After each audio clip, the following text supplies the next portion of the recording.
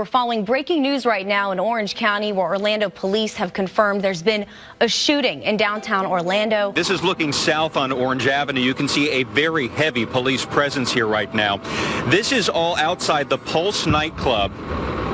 Whoa, and we just heard a loud boom. Russian police detained as many as 30 gay rights activists who took part in an unsanctioned rally in St. Petersburg. A few dozen activists had gathered at Palace Square in defiance of a ban.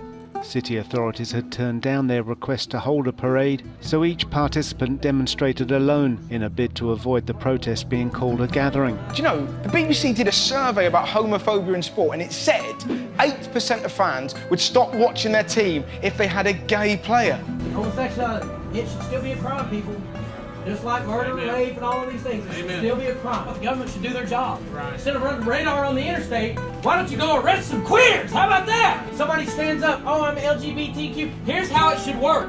It shouldn't work where we go out and we enforce the laws, because the Bible says the powers that be are ordained of God, and God has instilled the power of civil government to send the police in 2019 out to these LGBT freaks and arrest them and have a trial for them, and if they are convicted, then they are to be put to death. You understand that? Yeah. It is a capital crime that should be carried out by our government. Thousands of anti-gay protesters attack a van in which gay activists are trying to flee.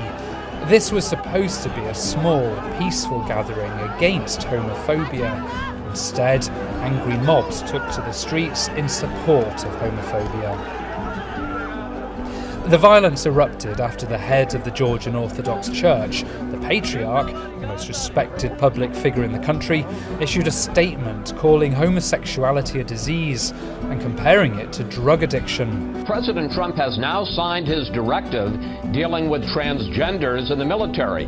He said, where else but on Twitter, that transgender people cannot serve in any capacity in the military.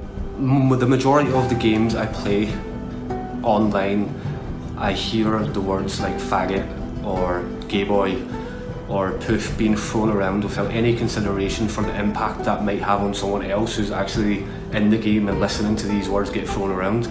In London, another suspect is in custody in connection with a homophobic attack on 2 women on a bus.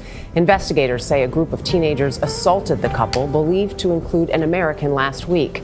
Children who need to be taught to respect traditional moral values are being taught that they have an inalienable right to be gay.